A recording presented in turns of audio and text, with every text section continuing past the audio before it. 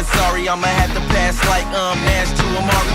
Tiger up early on a Sunday sinking birdies while the pigskin spinning through the air tight and birdie. It's a TD, it's a TKO, a home run, it's a hat trick. Ain't no way to be an all-star without practice. So if you down to sacrifice your life for a draft pick, it's a pretty sweet position you can live in if you have some things in the air. If you got game, waving like you just don't care. If you got game, playing like you got no fit, and you got game. If you came here to win, yeah, you got game.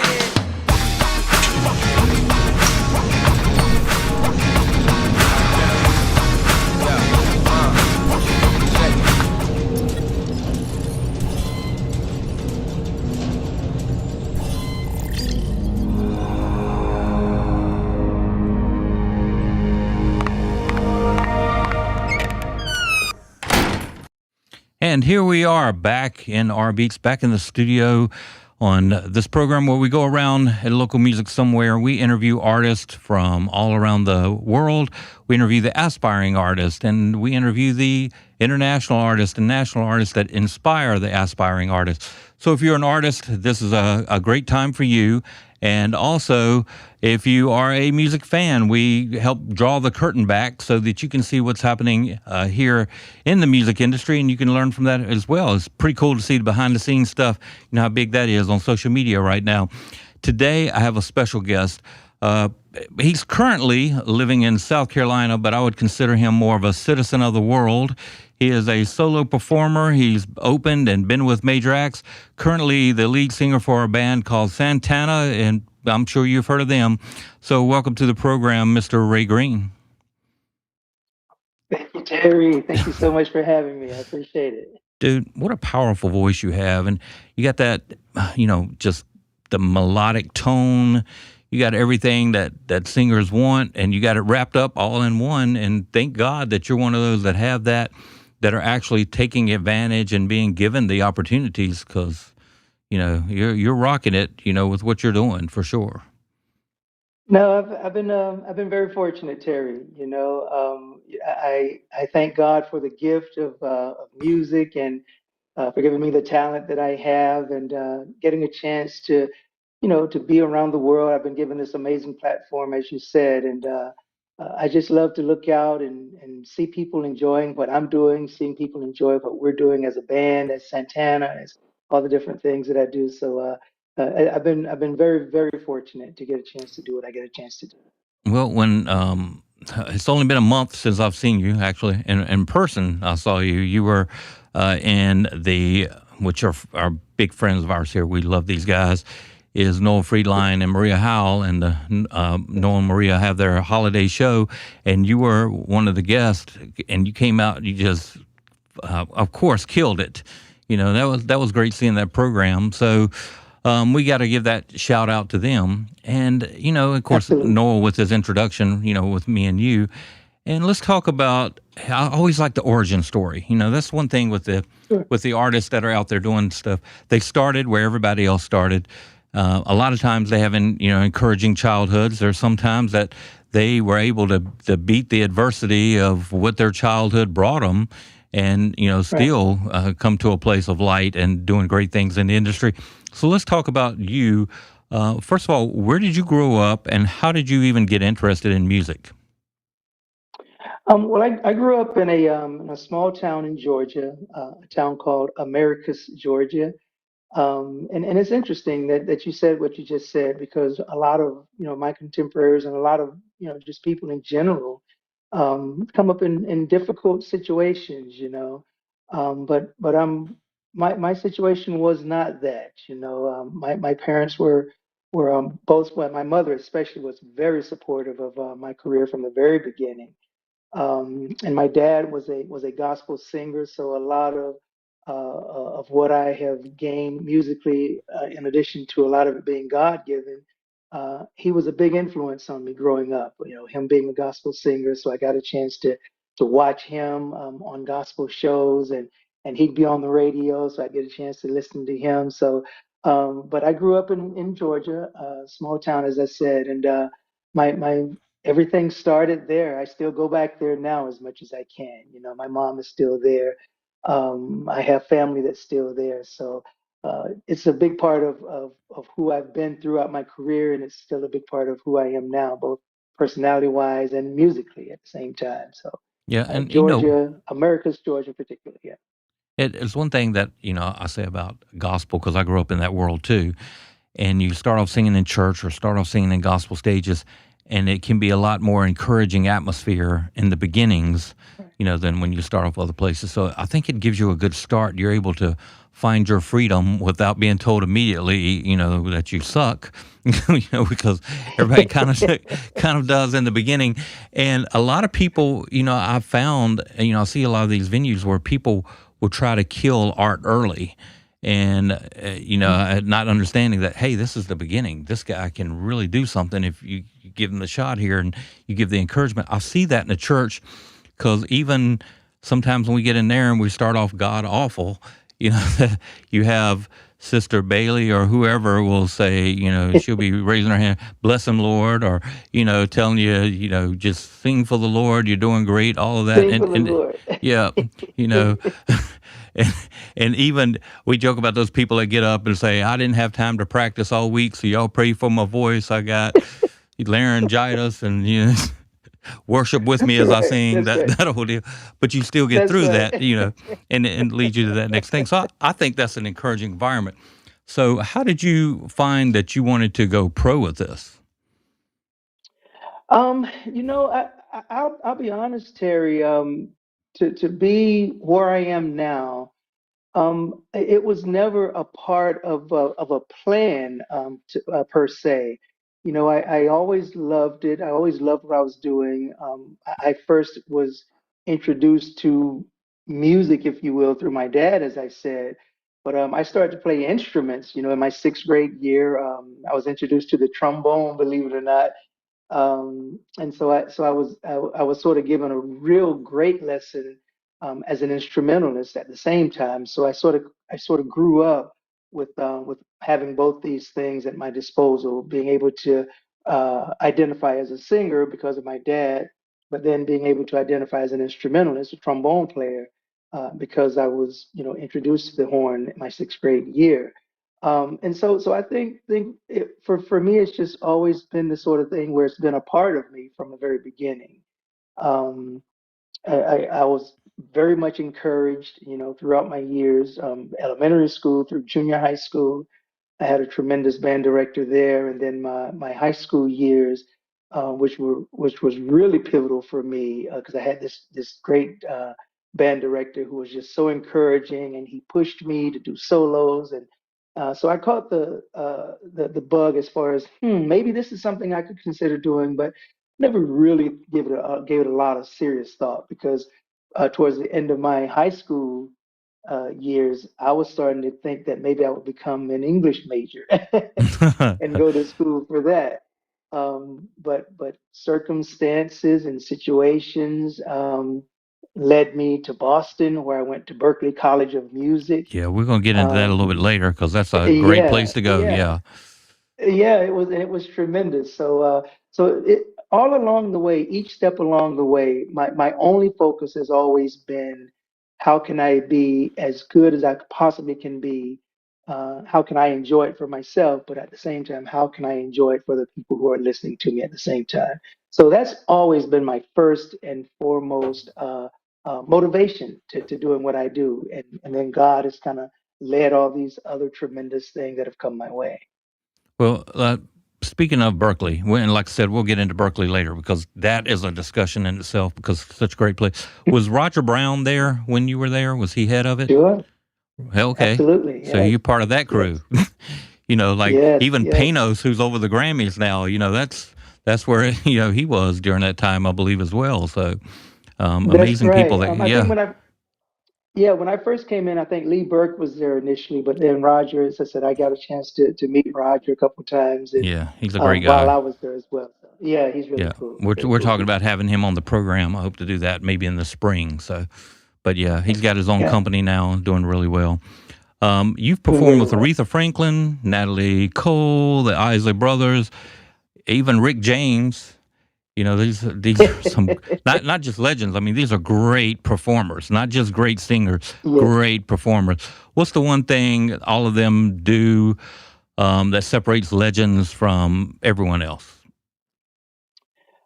Oh man, that's such a great question because I think what I think about when I think about these particular artists and musicians, they have a next gear. They have another plateau that they get to. I love to tell this one story. A couple different times this has happened. I was with Rick. I was doing a tour with him, and you can see him in a rehearsal. And of course, you don't have the same adrenaline that you would, in a rehearsal that you would have in a show. I mean, obviously, but I love to tell the story of we were doing a show at the Apollo, and just before the show, you could tell he was just not feeling well. He was just not in a good place, was ill and headaches, sweats, and all the things. And you're left wondering, oh man, how's he going to be able to do the show tonight in Yeah, this state that he's in? But as soon as the music starts, as soon as the lights go up, you just see an entirely different level that these types of musicians, these types of artists can make and can reach. And to see Rick do that and running up and down the aisles of the Apollo and all over the stage, and it's just really miraculous the turnaround that you can see. And the same thing with Ronnie Isley. We were doing a show at the House of Blues out in Las Vegas, and he was a guest artist for with us. He was sitting in with Carlos this one particular night. And again, at the sound check, at the rehearsal, he just seemed as if he wasn't really there. I didn't know if he really knew the music that we were doing. I just had all these questions, at the sound check. And sure enough, though, as soon as we hit the stage and the spotlight goes on him and he's sitting at the middle of the stage, on a stool, and you could just feel the entire room elevate when he started to sing, wow, yeah. and just something that it just gives you goosebumps even to think about now. Yeah, and I think that people are capable of this. I've heard somebody say that the music industry plays havoc on people's nervous system, and it's the people Yeah, that can navigate that, and it's true. I mean, it's like being an athlete or you the hero in any movie that you see. They go through this right, adversity, but they know when they step in front of a camera or they step on stage, that one moment is not just a moment of one date on 50 other dates that they have to do. It's people are that's going right. to remember that moment. That's why they're going to buy a product. That's why they're going to come back. And those are the guys that you remember. It's like I said, they're more than just singers. They were performers, and there's a reason that they're Exactly. legends. And it's like That's true. yeah, and you've gotten to perform with quite a few legends. Let's talk about being you with a trombone player. This is a great place for you to fit and understand, which is you ended up with Tower of Power, which they're extremely uh, picky is not even a big enough word about their singing because you can't just be a singer. You got to stand in front of a wall of sound, with this group, Exactly. and so you have to be a certain kind of singer. It's performing, but you have to be a vocal athlete, to be in front of that. So tell us about that experience. I mean, you nailed it, Terry. I've always approached it throughout my career. I approach it as an athlete would approach their careers. You have to train, you have to work out, you have to be physically able and stable, and have have a sense of who you are physically in addition to who you are as a musician. and Right, and you're right, with a band like Tower of Power. Oh man, I was a big fan when I went to Berklee, yeah, as a trombone. I was a trombone major at the school, and so I was in bands that covered Tower of Power. And so that was easily the most physical um, situation I've ever been in, because of the sound, as you mentioned. You got the horns and you got the killer rhythm section, and so you have to have you really have to have the stamina. I think is the word I'm looking yeah, for. to do that gig, and I did it for 2 years. So you're singing at the top of your register the whole night, pretty much. There's the physical demands of the gig itself, but then you got to travel, and then at the time I was with the band, I think they still do this, maybe not as much now, but at the time I was in the band, we were on the road for 200 days out of the year. Oh yeah, they still So draw. Still very popular. And I yeah, and mean, they these guys are what, exactly. 70s band, I think, is when they started. Yeah, they're in their 70s. Yeah, I think the initial group was put together around 1968, I think. Yeah. But yeah, throughout the 70s, 80s, 90s, then they're still going Still strong. drawing Still. live. And you know what? That Yeah. says, really, it says a lot about live performance, because I've heard Elton John give this advice to people. I fully agree with this because I'm a big fan of a curated, and by curated, I don't mean planned out perfectly live show. I mean, Mhm. you know your stuff so well, you've worked on your stuff so much, and Yeah. you've given it all in rehearsals, that when you're on stage, you just have this place where you can go three other different directions if you want to, because you know so well where you are, and it just makes such an incredible performance. You think of bands like Tower of Power, of course, Santana that you're with, and we'll get to them in a moment. U2, Elton John, these people that that's where they focused, was the live show, and you have acts that come and go. They're here, the shelf life for the music industry, even for a top act, a lot of times is 5 years. But the ones that just cultivate a great live show and with the fan engagement, those are the guys that they're still out there.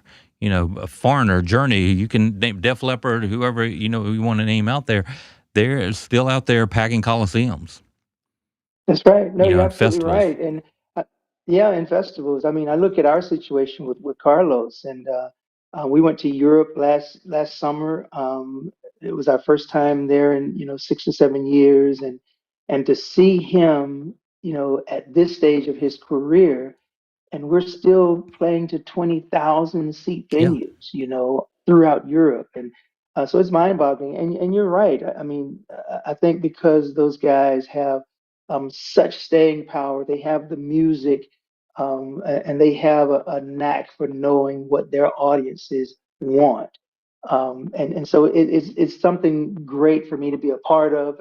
With Tower, it was great, and Santana's great now.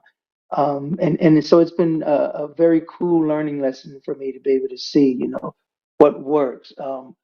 How are you able to sustain in this industry? And those groups that you mentioned and so many others have been great examples of that, of all that. Yeah, and when you're talking about, because now you're with Santana, and I mean, that guy is the most, well, I know his name of one of his albums, but he really is the most supernatural performer that you ever see.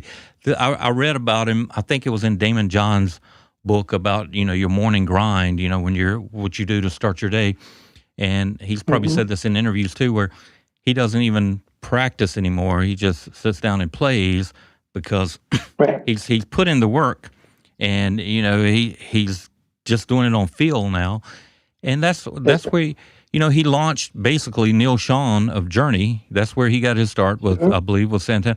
So you see kind of the same player there, that these guys can just sit on YouTube if they wanted to, and they can come up with 200 different things probably in a week, and probably less than that they can do, and they're doing that on stage, and it's just a whole different level that it elevates the audience. And one Yeah, thing was, it's very true. yeah, Yeah, that's very true. And you make a great point about Carlos too, because it's never been about him sitting down to practice. It's always been about him sitting down to make music. And there's a yes, big difference in that. Huge yeah, difference. and he's a very unselfish guy, because I mean, not just his albums, his live performances. He's always having guests on. He's always shining the light on somewhere else. But else, that's got to be a great, I guess, platform for you to be able to sing. Because do you have a lot of freedom with that as far as your interpretation of things? I do. I mean, obviously, we're all there to support Carlos and Carlos's vision. But he does allow a certain amount of freedom within that structure at the Hmm. same time. So I think that one of the challenges for me coming to that particular situation was that I was always the guy. You know, the spotlight was always on me as the lead singer, especially coming in with a band like Tower of Power and all of the solo things that I've done and continue to do in my own career. The spotlight was always on me first. And so I had to figure out how because in when you're with Carlos Santana's band, Yeah. the spotlight was on Carlos Santana, right? But it's been very cool for me because it's allowed me to be able to express myself in a more structured way. You know, okay, it's about how I'm supporting the artist now, but still being able to allow myself to the freedom and you know the creativity to be able to say things in my own way as well. And he's been very generous with that. Carlos has. Yeah. And that's got to be a great experience, that the fact that, a lot of artists tour, but an artist like Carlos is as in demand around the world. I know you've been from Dubai to South Africa. Um, Yes. tell us about your experiences there. Like, how much do you guys travel, and what countries are you in, just off the top of your head?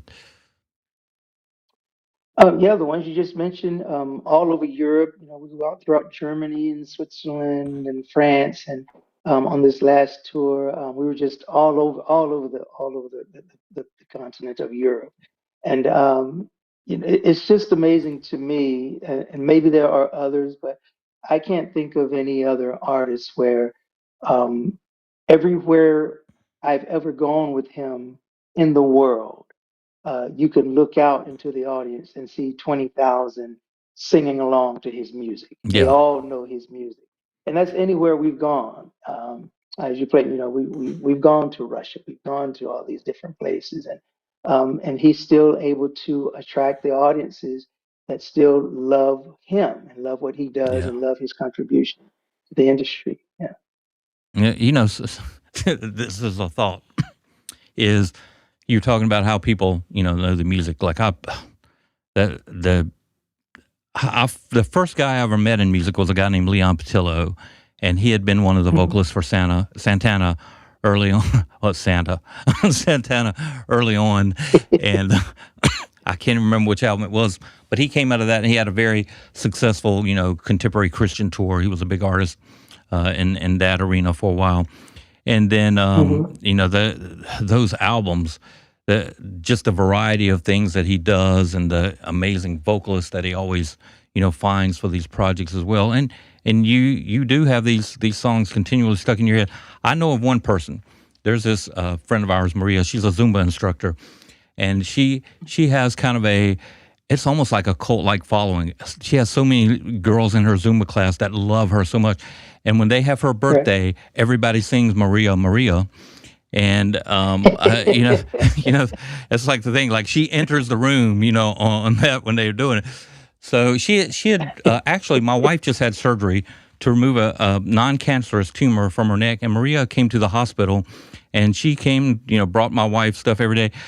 Just thinking about this, because I have you on the show, can you just say happy birthday, Maria Maria? Of course. Maria, Maria, happy birthday to you. Say, you're an amazing How's guy. that? I've never done that on the show. It was hitting me there. So that was a pretty cool moment for.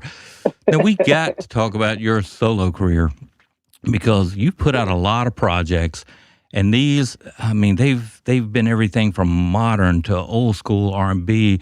You got two, Mhm. at least two that I know of, great in the gospel world. That Mhm. we'll talk about the second part about this, but let's just talk about you as a solo artist. How often are you able to do that now? Are you still doing dates that are solo dates as well? Absolutely, yes. Yes, one of the great things about being with Santana is that because of the way the workload is structured, it gives me some downtime. So I can, you know, do a lot of my solo things in between tours with Carlos, and that has been very cool for me up to this point. You know, I have the schedule from him enough in advance where I can plan different things for my solo stuff. So right now I'm sort of fitting my own things in between the cracks, if you will, of the Carlos Santana things. But yeah, we've been pretty successful. I'm glad to say, doing the solo material, and it's a great balance for me right now of being able to work with a legend like him, but also then being able to branch out and do my own things as well. Yeah, and speaking of legends, this is something, because my wife's a poet, and she's actually been author of the year. She does a lot of stuff. She gets to perform it all around, and um, she's a public figure because of her poetry. I didn't realize how big poetry was until I met her, and her hero, of course, was Maya Angelou, which is somebody that came to you, had you open the show, and she personally invited you to perform a cappella hymns. And what did she hear in your voice that made her choose you? Because that's a thing that I wouldn't have even associated with what she does, and it's such a perfect fit Yeah, once you see it's how a it's done. yes, it's an absolutely perfect fit. Somehow, some of her representatives, I believe, had heard some of my gospel things that I had done. I grew up in a church that was then it was all a cappella stuff that I grew up on. I grew up on listening to all the old Mahalia Jackson, Oh yeah, a cappella songs. Yeah, and so I think some of maybe one or two of Miss Angelo's representatives that maybe heard some of my material that I had put out. And yeah, she reached out. They reached out and asked if I would be interested in opening for her. She was doing an engagement at the Opera House in Boston okay. some years back before she passed away, and that's how I was able to get a chance to do that. I obviously got a chance to meet her backstage, and she was just very complimentary, so gracious and so warm, and it was easily one of the highlights of what I've been able to Oh, do throughout my career, getting a chance to meet her. yeah, that's a powerful force. Somebody that was able to Yes, take words like that. She took and changed so many things in a nation. That there were. yes, absolutely. I don't know if they were accidental forward thinkers that if they wonder if somebody would hear these words and things would be done with them to cause the path that happened. But words, lyrics, so powerful, and can move Very mountains. powerful. Yeah, and of course Absolutely. that's And one thing with you and your writing that I want to get into in the second half, because okay, you have some amazing projects and I want to ask you about those. So we're going to take a quick break. We're going to hear from the sponsors and the friends, things that are going on at Our Beats. When we come back, I want to just get into what's going on with your albums. And you finally released a new single. I mean, you hadn't put out anything since like 2023, so you finally have something out 2023. this past year. So we'll talk about that as well. And we'll be right back after this. That's good. Hi there, welcome to The Watch List, presented by DJ World Beats, hosted by me, Greasy Keys, in the R Beats VIP suite, where we're bringing you the best of the best in live shows, streaming trends, indie pop, and much more. You can stream now on the all-new ROQ radio on rbeats.com, where we're highlighting indie artists from all over the world, focusing now on hashtag local music somewhere and hashtag Charlotte. This month, we have artists that have earned cross-pollination into more than one stream, and we are proud to announce all the streams that our favorite artists have dropped on. Check it out right here on the R Beats Radio, Global Boutique Streaming and Media Network. Now, let's celebrate these incredible artists, kicking it off with Fall Lift and their song, All Salt. The incredible Paper Pills with their jam, Shampoo. John Mark McMillan with his song, Ancient Love. Uwadi with I Wonder What We're Made Of. Susong with their jam, Broken French. Search Party with Trembling Hand. Teleportation with Gold Under the Sun. Chris Tapp of the Cold Stairs with Standing Against the Wind. Tyler Bryant with his jam, Mama Like to Rock. Noga Erez from Penny Lane with this song, Against the Machine. And Sample the Great with Can't Hold Us. This has been Greasy Keys in the R Beats VIP suite. Be sure to check out all of these amazing artists and be on the lookout for the next edition of The Watch List presented by rbeats.com. Peace.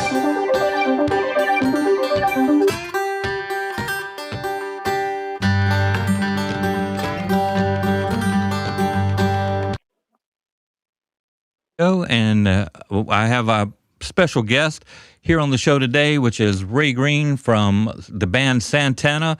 He's also a solo artist. I mean, you've been doing the solo thing. When was your first project done?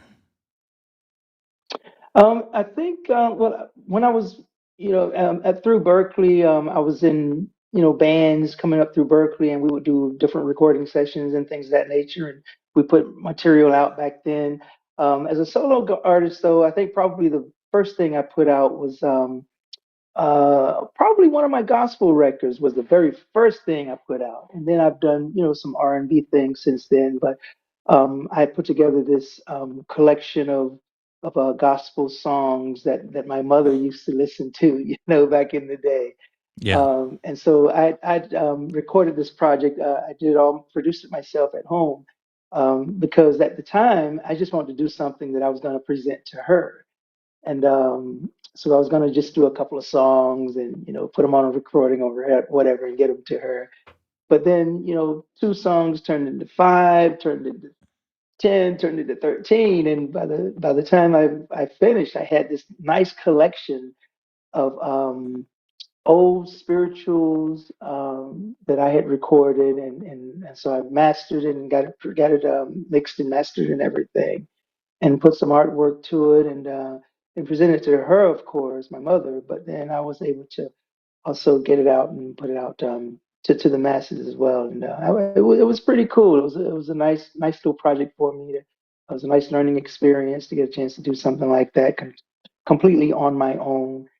Um, so I think that was the first thing I did, and then from that, I've gotten a chance to do another gospel record, but I put out an R&B record a couple years ago, as you mentioned, under this label called Ubuntu over in London, in the UK, and I'll be releasing probably another R&B soul type record, latter part of this year as well. Okay, that's great to hear. So, on the gospel side of it, the Heaven Bound project is the one that sticks out to me, and you have these things. I heard Mama praying, and anybody that's grown up in that world, how many times did that save us from a bad fight or getting into super trouble, or even if we did, getting us out of that super trouble?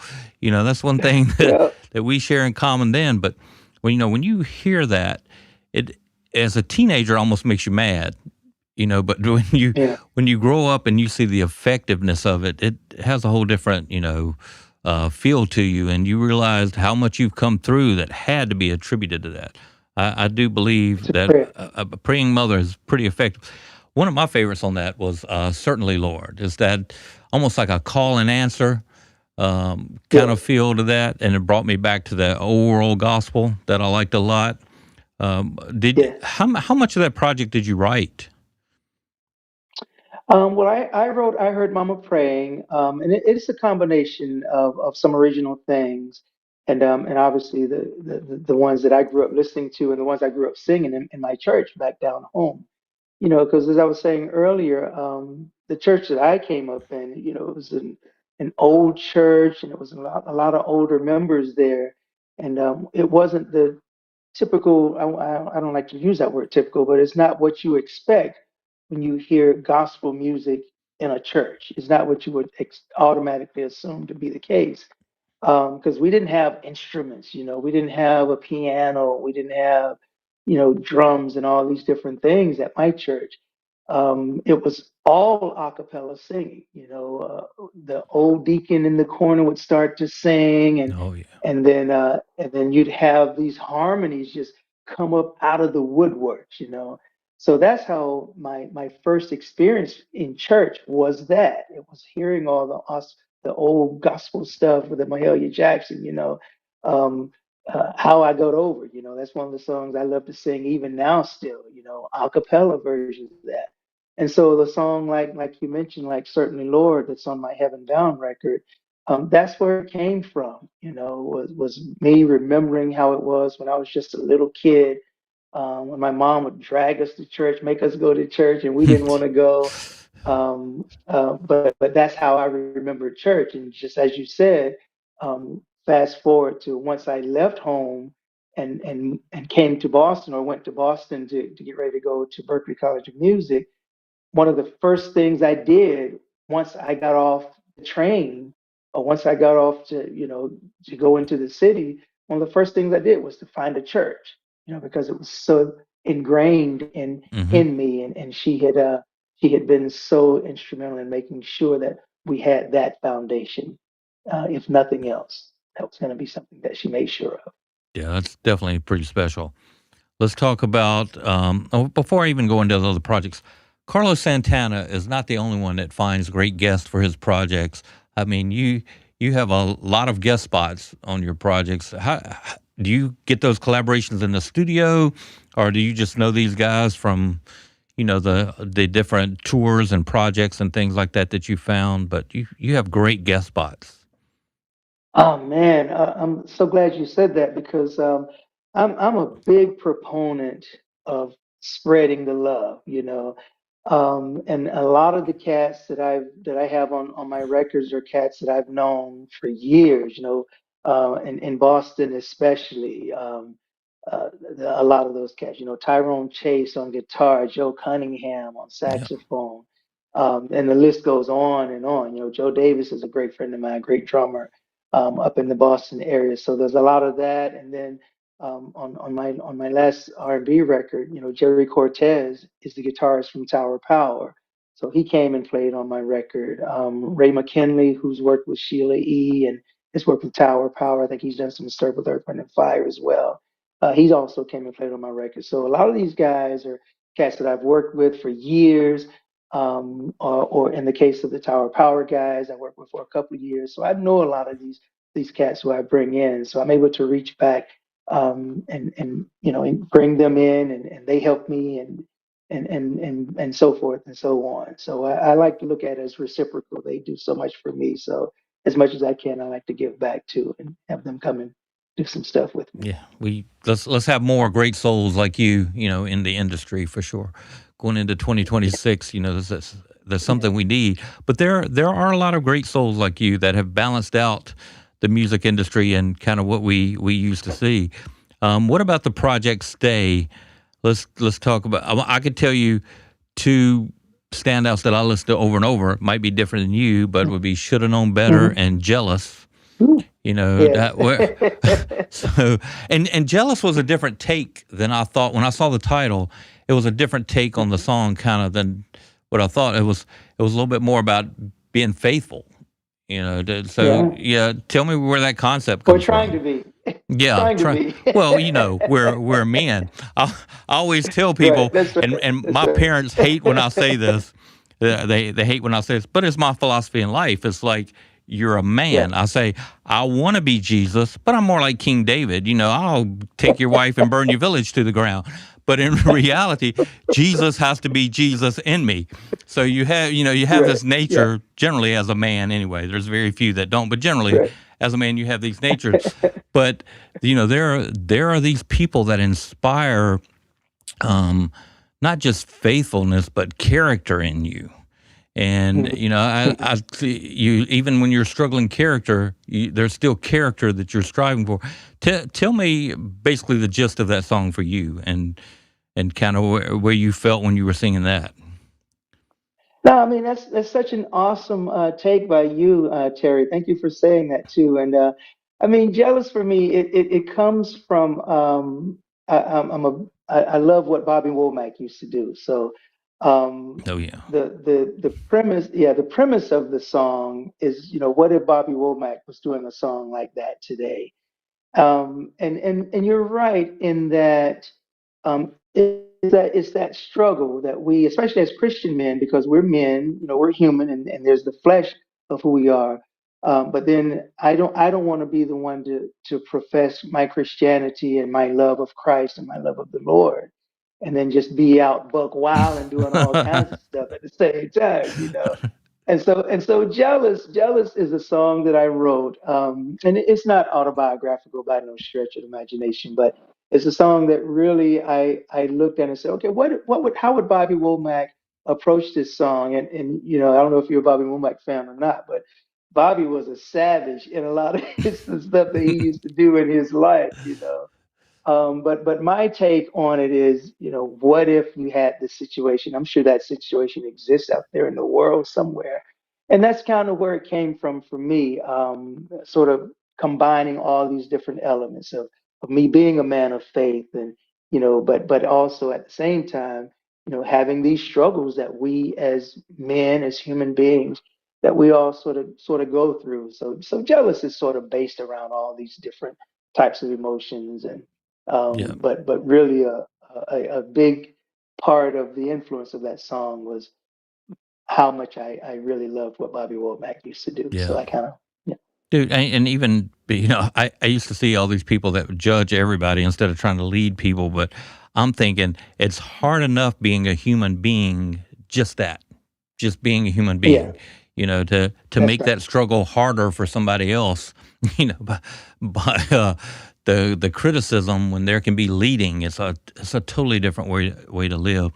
Um, but with that, I saw that you finally released something new for 2025. Is that kind of a prerequisite for this project you're talking about coming out this year? Because you just released a song, 2025, "Don't Give Up," which is Don't give pretty up.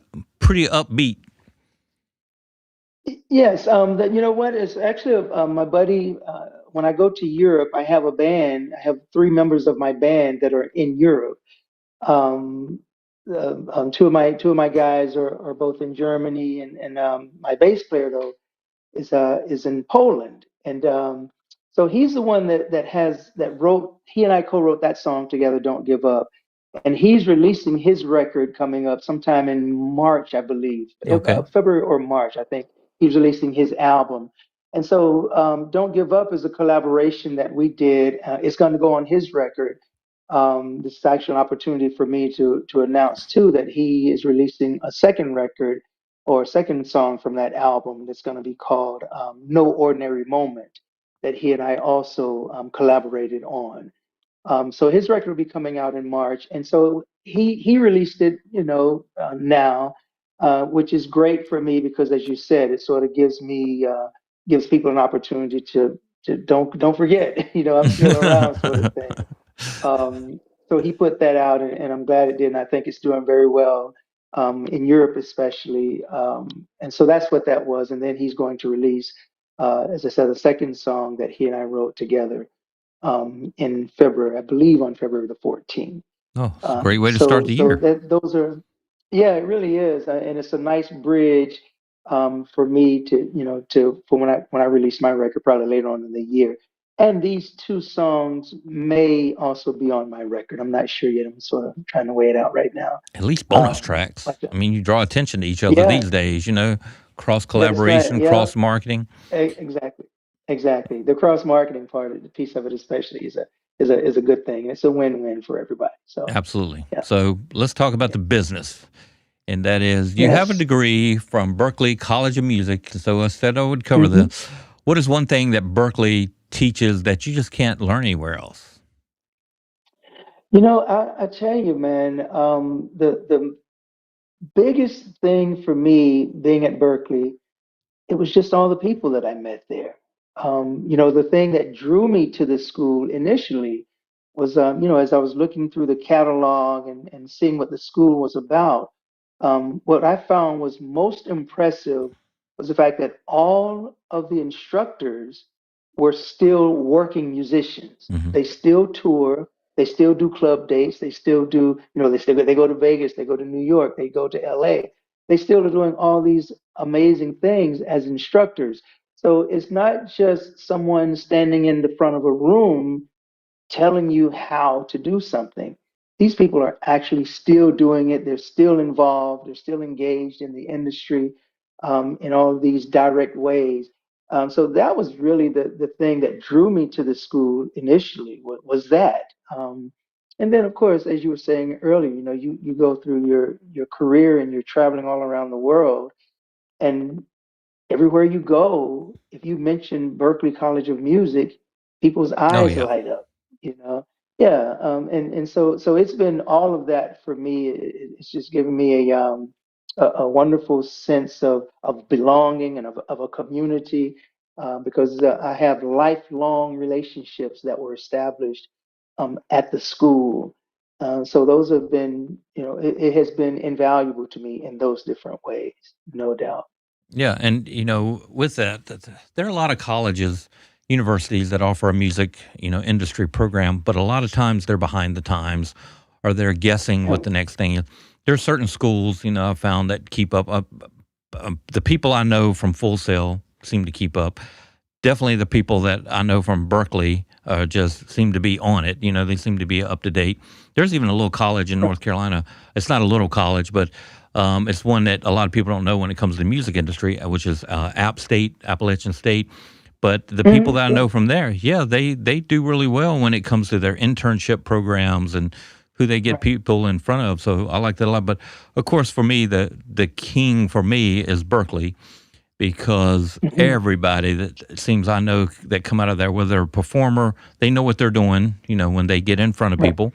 Even at a local level, if I see a local artist, like that's the same. They know the industry, they understand it, and they seem to understand technology and ways to take advantage of, which we both know that changes all the time, with from where, you and I got in the music industry to where it is now. The way that you can reach directly to your fans has changed so much, like streaming, and now you have super fan apps. Are you having to use any of those? I know you're at a different stage in your career than a lot of artists that are having to come up through that, but what kind of interaction do you have with that? No, it's still very important to me. Being I will say I'm not completely engaged in it. But I realize its importance, and I have come to the conclusion a long time ago that if I don't do it, it has to be done. So either you do it or you have someone that's going to do it for you. And so I still am. I mean, I wouldn't have gotten the Tower of Power gig without social media. And then the same with Santana at the same time. I wouldn't have gotten either one of those gigs if it wasn't for social media. And so, and with me now going to Europe as much as I do, and in addition to the things that I do here domestically as a solo artist, it's everything. With releasing my record, for instance. I'm here in the States, but my record was released in London. My record was released throughout Germany and all over Europe. So you have to have some sort of a presence with that, and now it's just such a part of society, and it's such a Oh, part of yeah. all of the different industries now. You have to be engaged, and Oh, you have to be a part of it. if you're an up and coming artist and you're not on these things and you're not learning about it, you're behind, and your project's gonna sit there. This is one thing that artists come up to me that we've never covered, and this is up and coming guys, and you would be one to shed some light on this and give them the true answer that they sometimes don't want to hear, but it can be good and bad here. They'll tell me, they say, well, I'm writing songs, but if it's not good, I'll just sell it to someone that they're going to just sell their song. So as a songwriter, can you explain how that really works in the real world when it comes to song pitching and the people buying a song? Yeah, it's definitely not what I think a lot of people think it is. I mean, for me, what has been so important has been being able to license my material. So you don't have to necessarily, quote unquote, sell anything to get some sort of a return on it. So being able to license it on with my last record, I was able to license all of my music. So that if there are movies or there are TV shows, and I've done this for years now. I've been involved in this. Oh, yeah, But we didn't even cover that. Your songs have been on soap operas and everything else, but yeah. All over the place. Yeah. Yeah. And so that really is a better way of approaching it, I think, more so than necessarily selling it the way I think people may think of selling their music. Getting a chance to have your song or your voice or your music be featured on all these different platforms is coming out. I had a gentleman who's going to be putting out a movie over the next year or two, and he heard some of the things that I had done on my gospel record, and the gospel music, I put that out years and years ago. But he's putting these movies out, and he hears how my songs may fit in different scenes in the movie. So licensing has been the key for a lot of years, for a long time. And so I think that is probably a better approach, a better way for the younger generation, or for younger artists, younger songwriters especially, to think about getting their music out there, is how do I go about licensing my material? I think more so than outright selling it, you know. Yeah, that's the answer they need to hear. A lot of them, a lot of times people don't want to hear, but I just hear that, and when they tell me, my heart sinks for them a little bit, because I'm just like, Yeah, I want you to succeed. That's the way I am. I just want these artists to live their dream, and they right, have to right. learn the rules and learn how it's done in order to be able to do that. Let's talk about what you're Yeah. doing next, and how do people find you? Well, as I said, the next thing I'm doing right now is I am preparing to go out to Vegas with Carlos. I will have some solo things that'll be coming up. But I'm everywhere, man. I'm all over the socials. My website is raygreene.com. I'm on Instagram. I'm on TikTok. I'm Facebook. I'm all the platforms. I won't say though that I'm the best at always posting and these sorts of things. I like to sort of be a little bit more discerning when it comes to that. If I have something that I feel is important to say, then I'll put it out there. But I don't know if you'll necessarily see me all the time, on social media. And no shade to those who do that. I have people in my life now who I work with who are just brilliant at posting, and they're consistent, and they're always out there, and I think that's great too. But it's just not my story. But if I have something that I think is important, I will put it out there. But yeah, I'm on all the socials. I'm on YouTube. I'm Dude, out there. You can find everything you're doing is important right now. You got a solo career. me. You got a Vegas residency coming up with Carlos. I mean, you guys are just obviously killing it. So, yeah, it would be cool to see some behind the scenes stuff that you're doing, but you Yeah. you don't have to push that as hard as somebody that's up and coming with this, because you're there. You're already playing. Everybody Well, that we've listed, everybody that you sing with, is in front of a great crowd. It's not like you're trying to draw that crowd, right? Well, I tell you though, my team, especially the team in Europe, that's one of their biggest gripes with me, is that I don't do enough in those areas. And so I look at it from a standpoint of I wanted to really have impact when I say something. And I don't want to do something that's going to be frivolous. I really want it to be I want it to have some meaning behind it when I do. But all that being said, yeah, it's not that deep either. It's not that serious. So put some things out, let your fans know what you're doing. That's always a good thing. People And want to know, like you say. yeah, and it's really, there are two ways of looking at that. I heard Denzel Washington say, and this has really worked for him. He's saying if everybody sees you Hmm. on, I can't quote it exactly, but he was saying if Hmm. everybody sees you on social media every day and everything, they see you 20 or 30 times a day. When your movie comes out once or twice a year, why would they show up and pay a fee to see that? So there are a couple ways of looking at it. I kind of I do lean on the social media promotion, but I don't on Hmm. some of the over promotion that's done. But Yeah, definitely that. yeah. I do want to. I want to thank you for being on the show today, dude. Taking your time out, because I interrupted your relaxation before you have to hit this thing again and get back on the road. So thank you for agreeing to it. No, thank you for having me, Terry. It was fun. I really enjoyed it, and it was great to meet you at Noel and Maria's show, and getting a chance to do this. So thank you for having me. And let's, we might be able to come up with some things to do this coming year. So I'll talk to you about your solo thing, and we'll see, what can be done there. But thank you for being a great guy in this industry and leading people the right way. So we're Great, gonna thank you, sir. thank Appreciate you. you. We're going to say goodbye to our audience here, and thank you for tuning in. here at Our Beats and Local Music Somewhere. Tell your friends about it. That's how people hear. That's how they subscribe. If you're not subscribed, hit the subscribe button and find out more about what's going on here with our other host. And until next time, much love, and we'll see you soon.